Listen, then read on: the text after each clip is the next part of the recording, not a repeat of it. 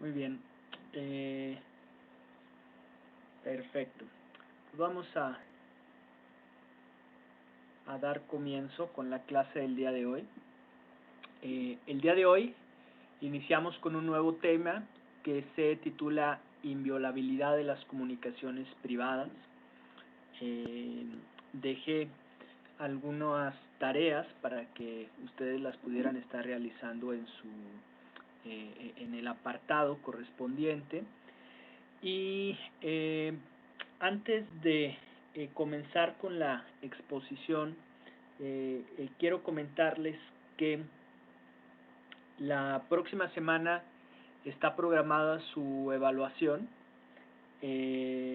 La voy a programar y a dividir en 2 sesiones, una para el próximo viernes 2 de octubre y otra para el lunes 5 de octubre.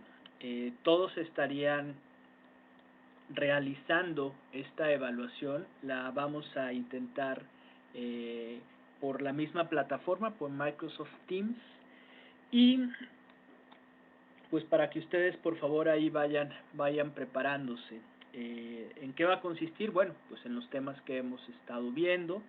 El último tema que entraría dentro de esta primera evaluación es el de inviolabilidad de las comunicaciones privadas. La otra cuestión también que les quiero decir es que para efecto de tener y homologar las respuestas, pues al igual que lo hemos estado haciendo en otros temas, me voy a permitir dictarles algunos conceptos respecto de este tema de inviolabilidad de las comunicaciones privadas. Entonces, si me hacen favor de escribir, ¿sí?, de prepararse quienes estén tomando apuntes en libreta o en algún procesador de textos en su equipo, ¿sí?, en su computadora fija, computadora portátil, tableta, celular, donde ustedes vean, pero para que vayan apuntando, por favor. Entonces, el tema es, repito, inviolabilidad de las comunicaciones privadas. La primera pregunta es, escribe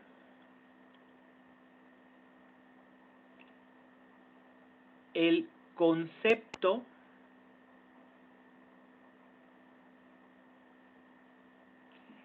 de fundamentación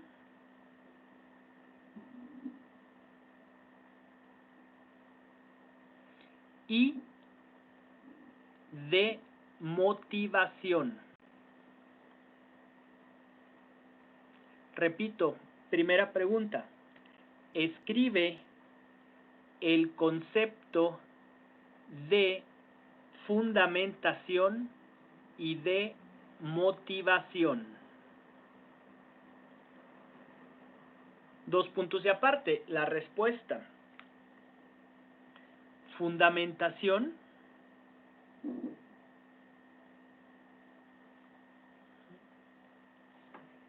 es la expresión, coma, de manera precisa, coma,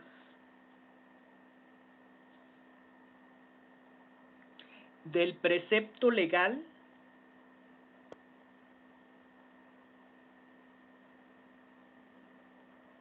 aplicable al caso específico.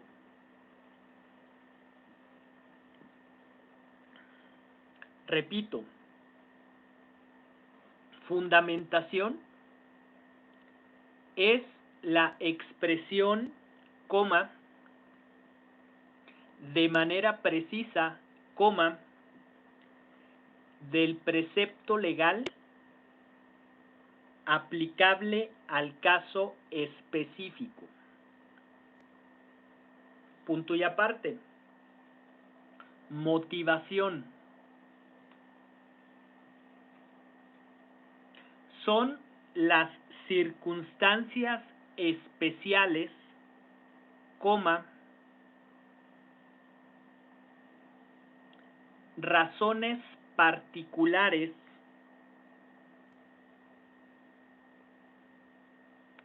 o causas inmediatas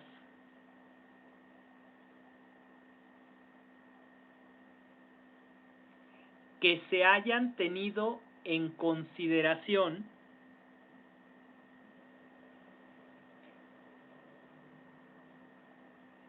para la emisión del acto, coma.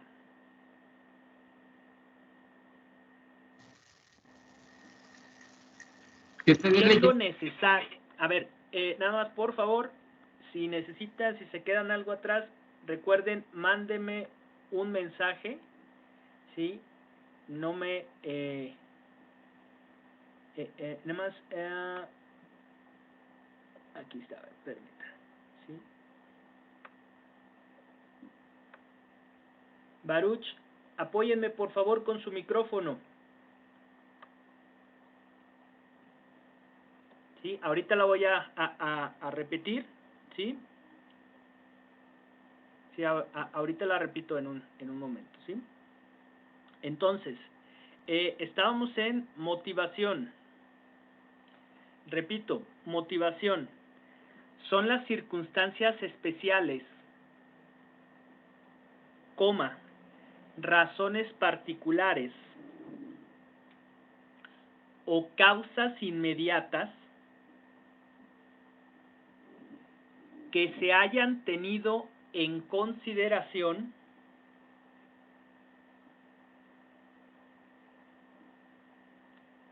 para la emisión del acto.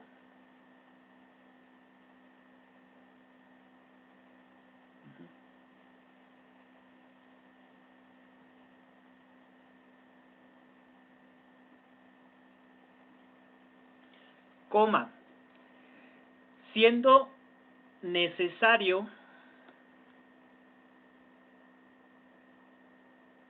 que exista adecuación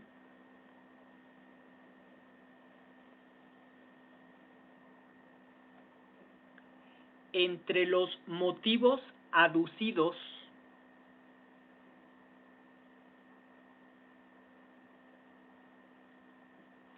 y las normas aplicables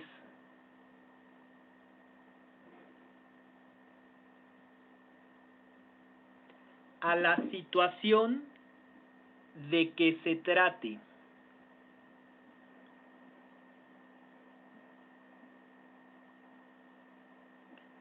La repito. Motivación. Son las circunstancias especiales, coma, razones particulares o causas inmediatas que se hayan tenido en consideración para la emisión del acto, coma, siendo necesario que exista adecuación entre los motivos aducidos y las normas aplicables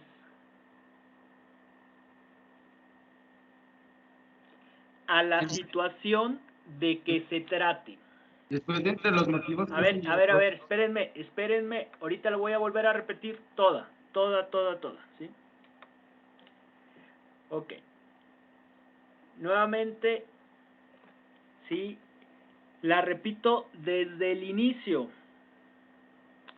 Número 1. Primera pregunta. Escribe el concepto de fundamentación y de motivación. 2 puntos y aparte. Fundamentación es la expresión, coma, de manera precisa coma, del precepto legal aplicable al caso específico. Punto. Aparte, motivación. Son las circunstancias especiales, coma, razones particulares o causas inmediatas que se hayan tenido en consideración para la emisión del acto, coma, siendo necesario que exista adecuación entre los motivos aducidos y las normas aplicables a la situación de que se trate. Ahora sí, si hay dudas, si hay preguntas, por favor, a través del chat, mándenme mensaje y ahorita las atendemos, ¿sí?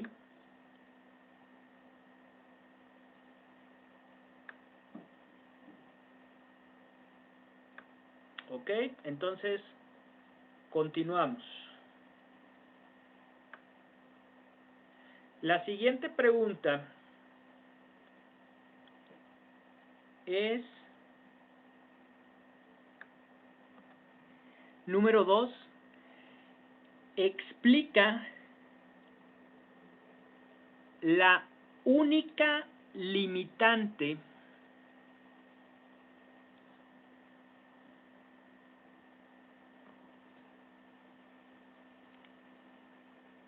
que existe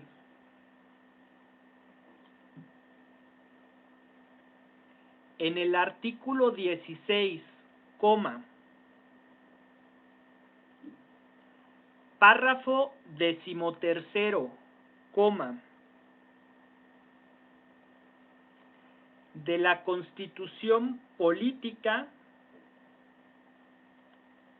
de los Estados Unidos Mexicanos,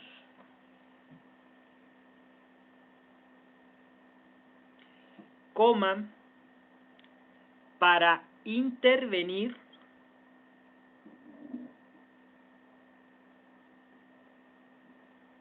las comunicaciones privadas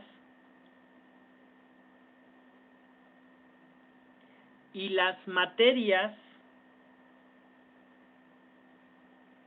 en las que no se podrá otorgar autorización alguna. Repito la pregunta. Número 2. Explica la única limitante que existe en el artículo 16, párrafo 13º, de la Constitución Política de los Estados Unidos Mexicanos,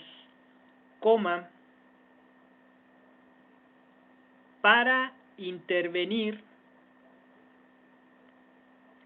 las comunicaciones privadas y las materias en las que no se podrá otorgar autorización alguna. Igual, pregunto, si hay alguna duda respecto de la pregunta número 2, háganmela saber a través del chat, mándenme mensaje. Ok. Vamos con la respuesta a esta pregunta número 2. Exclusivamente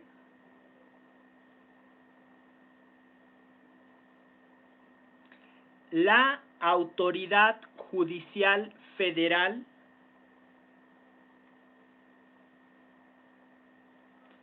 coma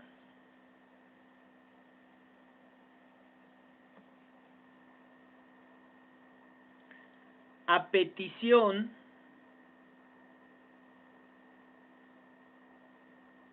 de la autoridad federal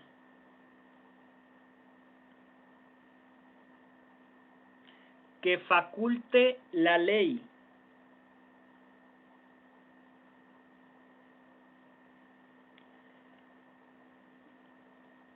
o del titular del Ministerio Público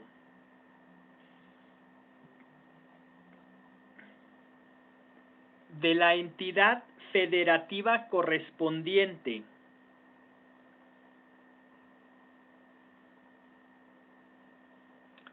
coma podrá autorizar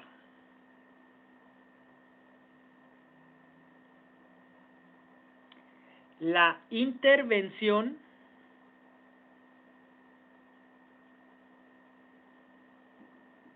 de cualquier comunicación privada,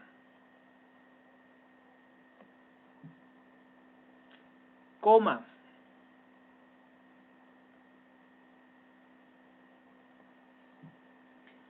fundamentando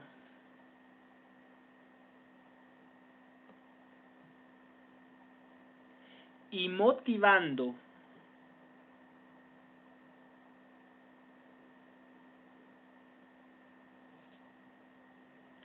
las causas legales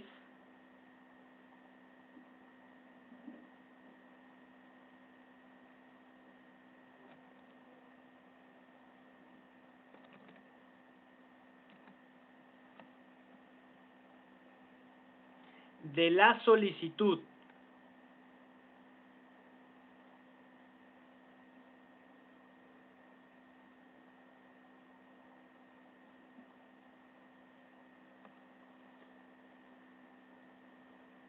coma,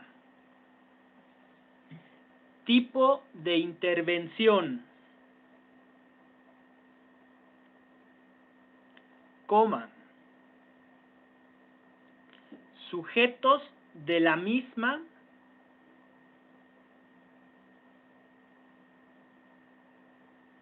y su duración.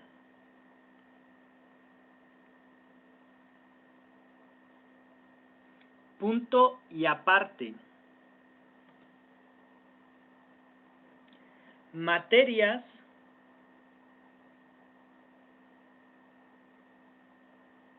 en las que la autoridad judicial federal, repito, materias en las que la autoridad judicial federal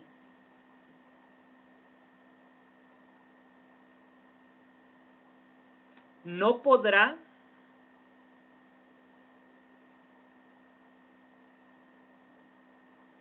otorgar esas autorizaciones. Dos puntos y seguido.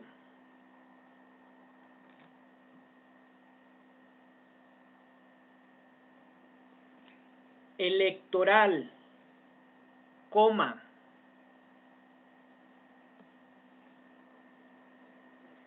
fiscal, coma, mercantil, coma, civil, coma, laboral o administrativo, coma,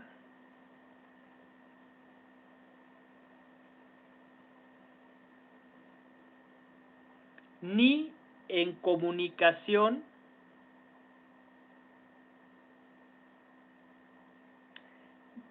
del detenido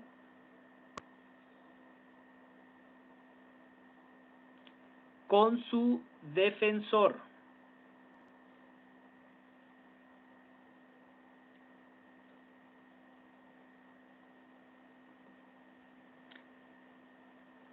Punto. Ahí termina la respuesta. La vuelvo a repetir toda la respuesta a la pregunta número 2 desde el inicio. Exclusivamente la autoridad federal, perdón, discúlpenme, vuelvo a repetir desde el inicio. Exclusivamente la autoridad judicial federal, coma, a petición de la autoridad federal que faculte la ley o del titular del Ministerio Público de la entidad federativa correspondiente, coma,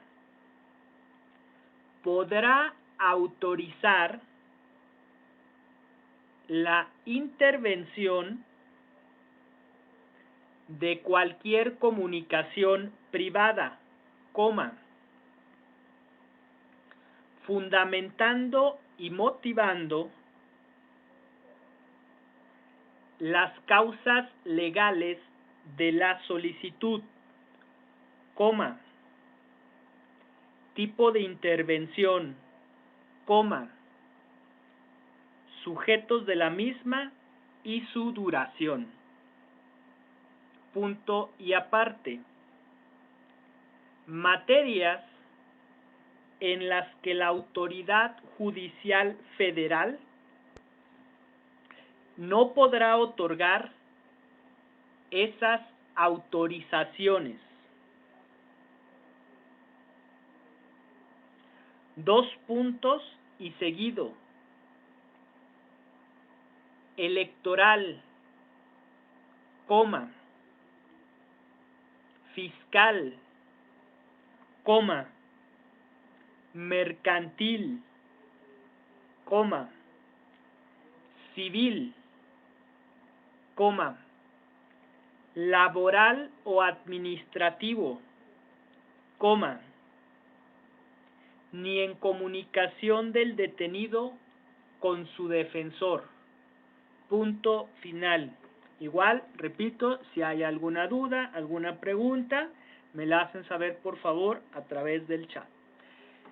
Siguiente y última pregunta, la número 3. Escribe el texto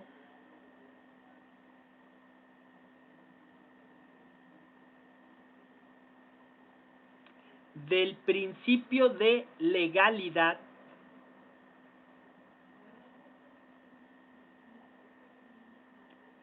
consagrado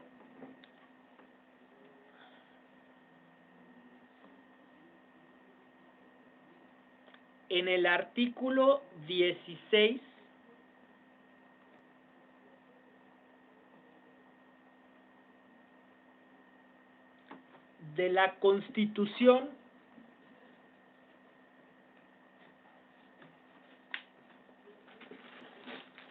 de la Constitución Política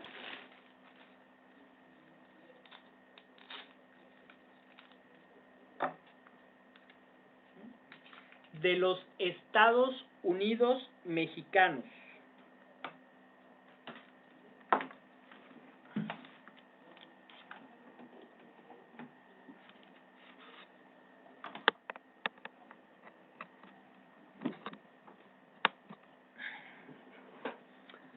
Ok, repito, la pregunta número 3.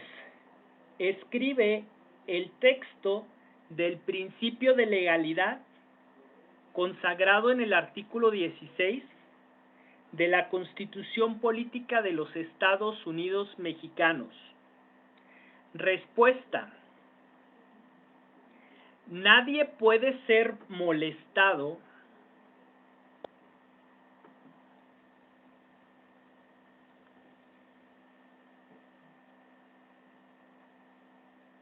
en su persona, coma,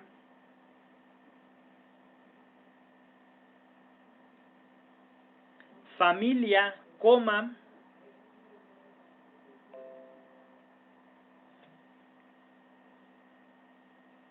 domicilio, coma,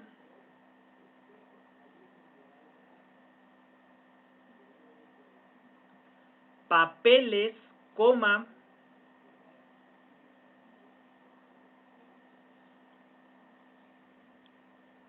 o posesiones, coma,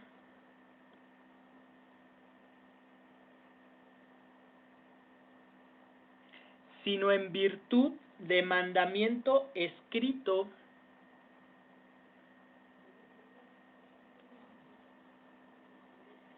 de la autoridad competente, coma,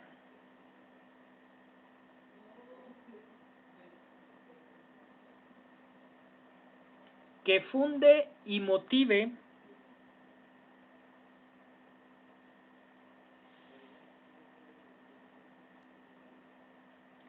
la causa legal del procedimiento.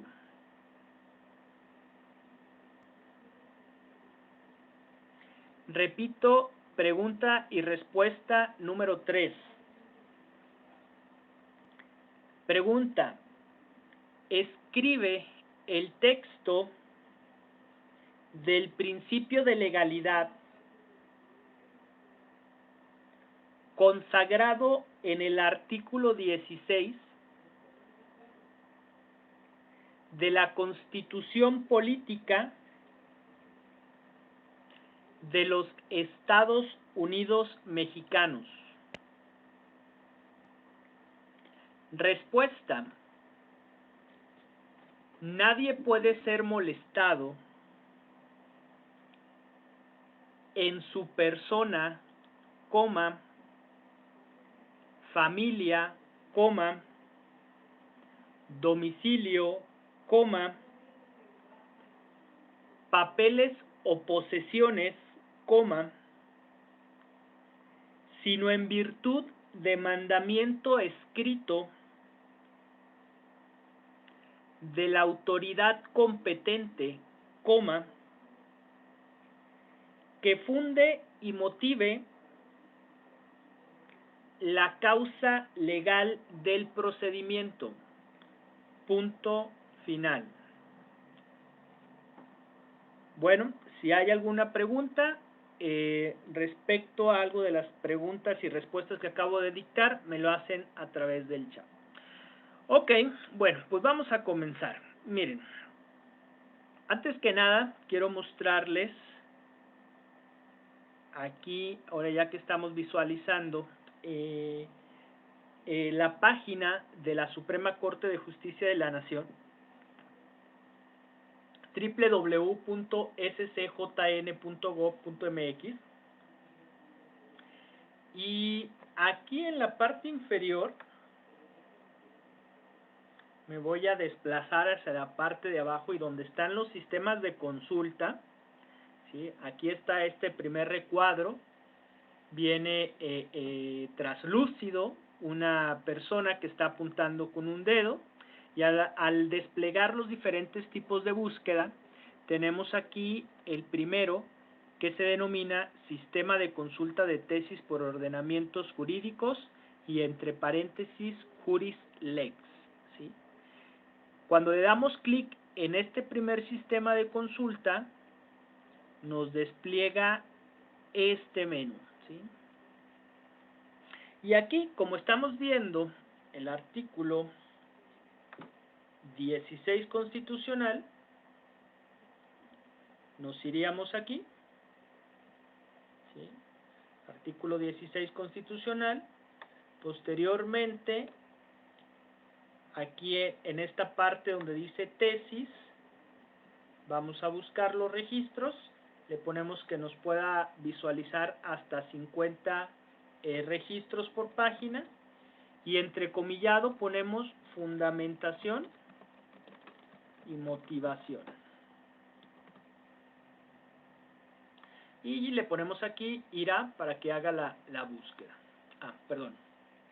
Sería aquí ejecutar el filtrado por texto. ¿Ok? Y ya una vez aquí que los tenemos, nos hace un listado de todos aquellos donde tengan fundamentación y motivación, y nos vamos a ir a la última página, que es la página número 3. Ok. Siguiente 2. Ok, aquí a la 3. Y aquí vamos a estar teniendo distintos tesis, como las que vimos anteriormente, donde viene este tema de fundamentación y motivación. Y por ejemplo, vamos a abrir este. ¿Sí? Esta tesis nos la abre y nos menciona aquí, bueno, es una tesis de 1975, de la séptima época, la emite en, déjenme ver, primera parte, lechera, unanimidad de votos, ponente, aquí en la parte de abajo deben de venir, ok, esta la emite el Pleno, aquí está, de la Suprema Corte de Justicia de la Nación, y en esta viene un concepto semejante, no exactamente igual, pero con algunos de los elementos que dicté, como por ejemplo fundamentación y motivación de los actos de la autoridad legislativa. Este Tribunal Pleno ha establecido que por fundamentación y motivación de un acto legislativo se debe entender la circunstancia de que el Congreso que expide la ley constitucionalmente esté facultado para ello, ya que estos requisitos, en tratándose de actos legislativos, se satisfacen cuando actúa dentro de los límites de las atribuciones que la Constitución correspondiente le confiere. Motivación, o sea, es decir, el precepto legal aplicable al caso específico. Y cuando las leyes que emite se refieren a las relaciones sociales que reclaman ser jurídicamente reguladas, es decir, la motivación, sin que esto implique que todos y cada una de las disposiciones que integran estos ordenamientos deben ser necesariamente materia de una motivación específica, ¿sí? Ok, entonces, esta es una de las tesis. Aquí igual podemos estar buscando otras, pero sí me interesa que ustedes sepan de dónde surge este concepto. Ahorita vamos a pasar a lo que es, viene siendo la presentación. Igualmente la presentación la voy a estar enviando para que ustedes la puedan tener como un archivo. Aquí, nada más permítanme, vamos a poner por ejemplo acá 50 registros y vamos a buscar por ejemplo otro donde venga fundamentación y motivación. Vamos a decir, por ejemplo, esta. ¿Sí? Aquí abrimos esta tesis.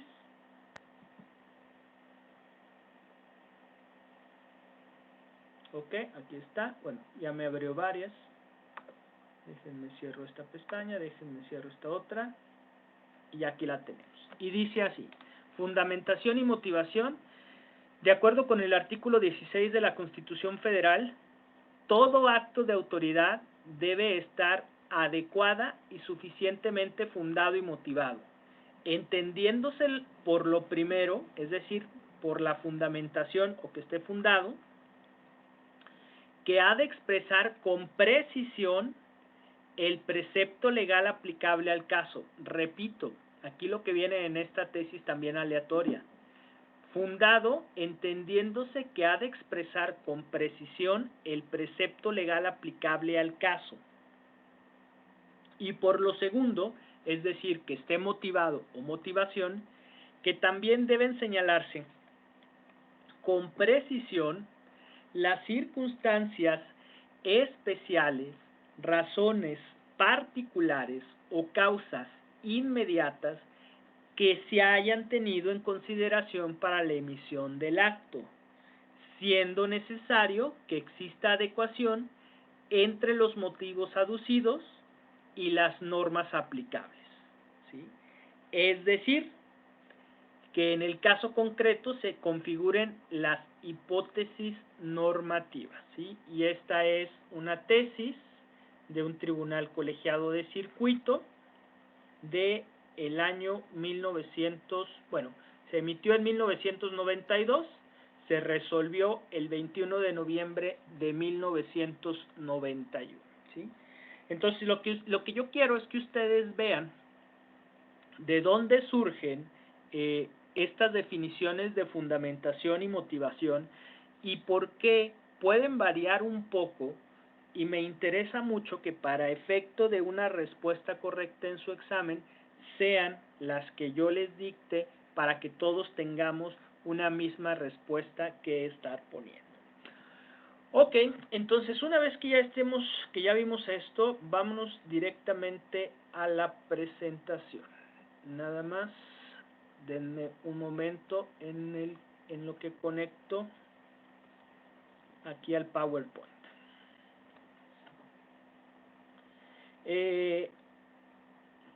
Listo, ya estamos por acá. Quiero comentarles que esta presentación fue elaborada por una alumna me parece que fue del anterior curso, ¿sí? Del año pasado, en esta misma materia. Anteriormente se llamaba Derecho Informático, después con el plan de créditos cambia la denominación a Derecho de las Tecnologías de la Información y Comunicación, y esta alumna realizó esta presentación para concederle pues el crédito de que ella fue la que lo realizó, y ahora por cuestiones pues, de pandemia fue que me permití utilizarla. Muy bien, entonces empezamos con la primera diapositiva y se nos pregunta, ¿qué es la inviolabilidad de comunicaciones privadas? Aquí le vamos a pedir a estará José Omar Morales Castillo. Sí, aquí estoy. Gracias, José Omar. ¿Me puede leer, por favor, esta primer diapositiva desde uno de los derechos firmemente hasta la inviolabilidad de las comunicaciones privadas? Por favor, José Omar. Sí, muy bien. Uno de los derechos firmemente tutelados en nuestra Constitución lo es el referente a nuestra privacidad y el derecho a comunicarnos libremente con la garantía de que se sancionará penalmente cualquier acto que atente contra la libertad y privacidad de las mismas. A este principio se le llama el de inviolabilidad de las comunicaciones privadas. Perfecto. Muchas gracias, José Omar. Lo que nos acaba de leer su compañero, bueno, pues evidentemente creo que una de las, no solamente garantías, sino de de la esencia de la persona humana, es que se sienta segura, ¿sí? Segura en todos aspectos, segura en un aspecto físico, en un aspecto humano y también en un aspecto de, vamos a decir, de certeza de que pueda existir una parte pública, pero también de que pueda ser protegida su intimidad, su privacidad. Y esa intimidad y privacidad incluye las comunicaciones que se tengan con otras personas, ¿sí? En los Estados Unidos mexicanos, como en muchos otros países del mundo, este derecho a la inviolabilidad de las comunicaciones privadas, al derecho a la privacidad, al derecho a la confidencialidad, está normado y se garantiza por parte del Estado que aquellas personas que vulneren este tipo de derechos puedan tener alguna sanción. Entonces, es importante señalar también, ya lo realizamos y creo que ya lo expuse en otra clase, que así como nosotros hay otros países que no gozan de este mismo derecho, que no gozan de esta misma garantía, sobre todo aquellos que tienen tendencias comunistas, ¿sí? Corea del Norte, China, Cuba, e incluso me estaban comentando que hay serias denuncias en países como Nicaragua y como Venezuela, en los cuales también están realizando este tipo de intervenciones de todo aquello que entra a través de comunicaciones, sobre todo telefónicas y físicas, o sea, es decir, aquellas cartas o aquellos paquetes que se estén enviando a estos países. Algunos de ellos son revisados, abiertos, para poder estar verificando qué es lo que se tiene. Y de igual manera, en algunos casos se ven hasta de correos electrónicos. De hecho, vamos a poner un ejemplo al final que se refiere a un asunto que se resolvió por la Suprema Corte de Justicia de la Nación, donde se toca este tema de la inviolabilidad de las comunicaciones privadas. Entonces, derecho, ¿dónde lo tenemos consagrado? Está consagrado en el artículo 16 constitucional, en un párrafo 13º, ¿sí? O sea, hay este artículo, es un artículo extenso, pero son de los artículos bases. El artículo 14 y el artículo 16 de la Constitución. Cuando ustedes lleven su materia de derecho constitucional, ustedes los van a estar, o sus maestros van a estar resaltando mucho estos dos artículos, el artículo 14 y el artículo 16 constitucional. Ok, entonces, de este artículo 16, vamos a ver, David de Daniel Esmer Salas, ¿estará por ahí? Sí, aquí estoy. Gracias, David. Léame, por favor, esta diapositiva todo completa, en su totalidad. Por favor, David. Artículo 16. Las comunicaciones privadas son inviolables. La ley sancionará penalmente cualquier acto que atente contra la libertad y privacidad de las mismas, excepto cuando sean aportadas de forma voluntaria por alguno de los particulares que participen en ellas. El juez valorará el alcance de estas, siempre y cuando contengan información relacionada con la comisión de un delito. En ningún caso se admitirán comunicaciones que violen el saber de confidencialidad que establezca la ley. Exclusivamente la Autoridad Judicial Federal, a petición de las autoridades federales que faculte la ley, o el titular del Ministerio Público de la entidad federativa correspondiente, podrá autorizar la intervención de cualquier comunicación privada. Perfecto. Muchas gracias, David. Lo que nos lee su compañero de este artículo 16 constitucional en su párrafo 13º, establece primero una premisa, ¿sí? Las comunicaciones privadas son inviolables. Repito, las comunicaciones privadas son inviolables. Después establece diversos supuestos. Primero, la ley sancionará penalmente. ¿Cuál es esta ley que sanciona penalmente? Ya lo vimos, ¿sí? Cuando vimos el tema de los delitos electrónicos, de los delitos informáticos, vimos el Código Penal Federal. Entonces, esta ley que sanciona penalmente es el Código Penal Federal. Ahora, ¿qué va a sancionar? ¿Y por qué con una pena? Porque, bueno, se establecen penas privativas de libertad, ¿sí? Veíamos los rangos mínimos y máximos, e incluso también, además de esa pena privativa de libertad, una multa que se les impone. Pero aquí la Constitución, desde la Constitución nos dice, la ley sancionará penalmente cualquier acto que atente contra la libertad y privacidad de esas comunicaciones privadas, ¿sí? Cualquier acto que atente contra la libertad y privacidad de las mismas, ¿sí? Hubo bueno, es todavía objeto de debate a nivel nacional y a nivel local, la compra de ciertos softwares, o más que software son malwares, donde se atenta, porque estos softwares son de una fabricación israelí, y La finalidad que tienen la compra de estos softwares es para intervenir precisamente comunicaciones privadas, ¿sí? Un sistema o un virus que se denomina Pegasus y otros dos que por ahí se adquirieron también de forma oficial,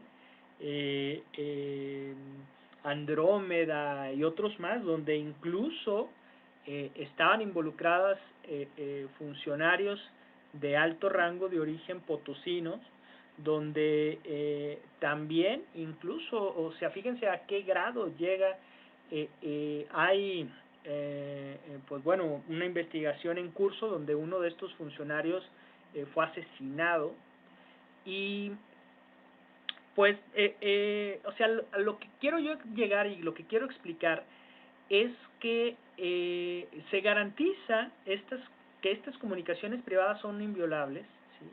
Sin embargo, suceden porque, pues vaya, lo vivimos, lo vemos, que hay siempre la inquietud por estar desarrollando y por estar transgrediendo esta privacidad en una comunicación, ¿sí? Entonces, hay que tener aquí muy en cuenta que la premisa es esta: todas las comunicaciones privadas son inviolables, ¿sí?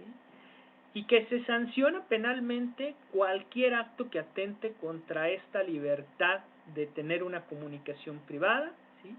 Y transgredir esa privacidad, ¿sí? Ahora, viene una excepción, dice, excepto cuando sean aportadas de forma voluntaria, ¿sí? Es decir, con una libertad, sin que haya alguna amenaza, una coacción, ¿sí? Por alguno de los particulares que participen en ellas, ¿sí? Ahora, hay un punto y seguido.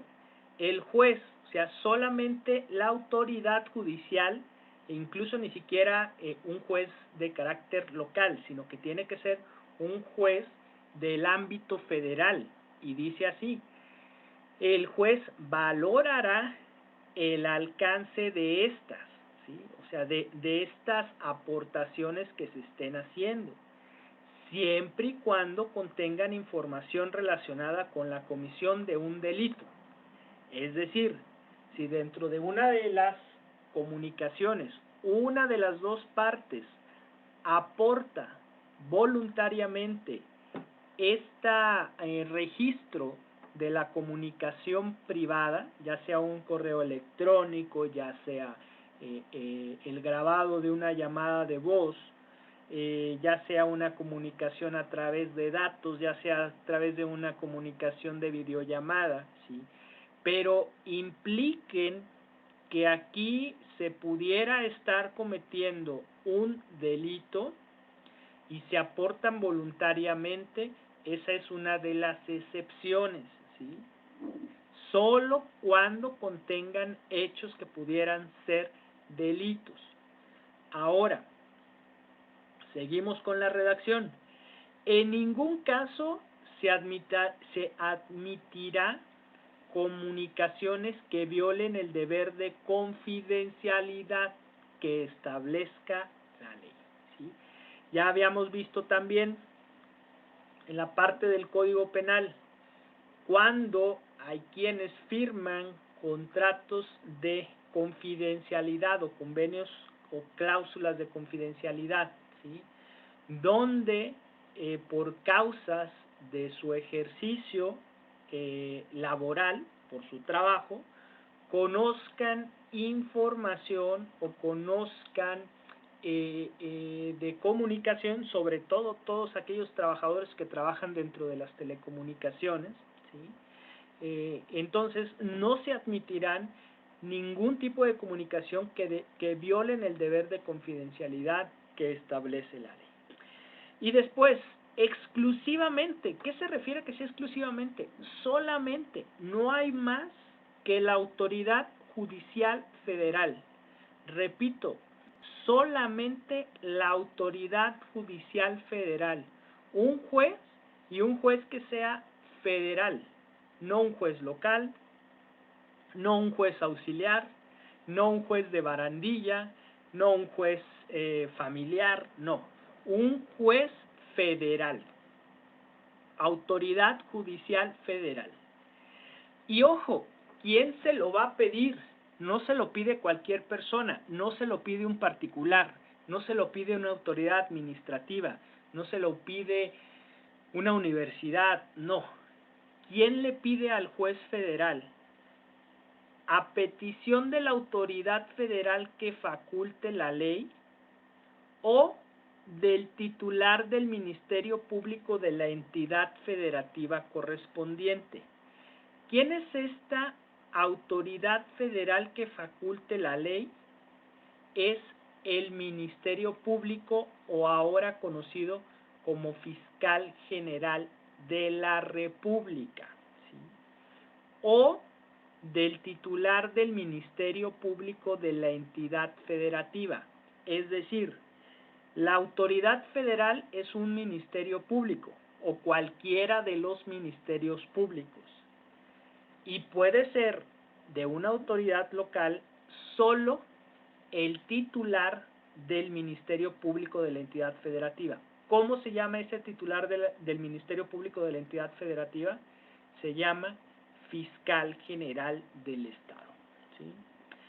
Y, ojo, fíjense bien, viene una hipótesis. Podrá, no dice que deberá, sino podrá autorizar la intervención de cualquier comunicación privada, ¿sí?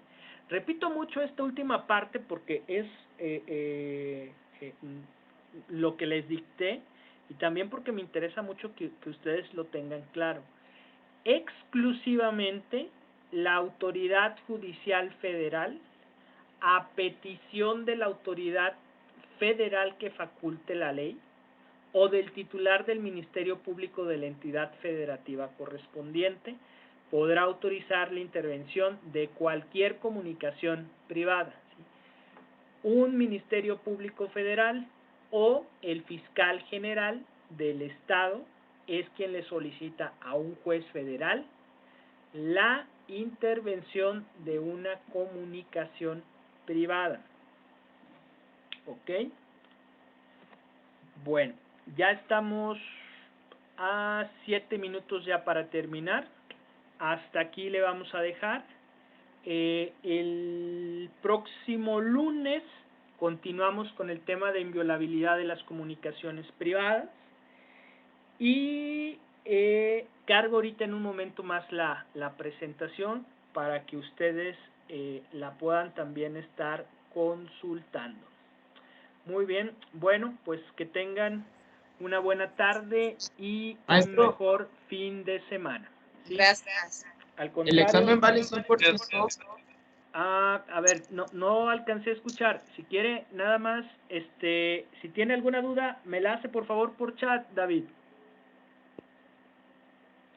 Gracias. A ustedes, gracias, que tengan una buena Hasta luego. Hasta el lunes. Gracias. Gracias. Buen fin de semana.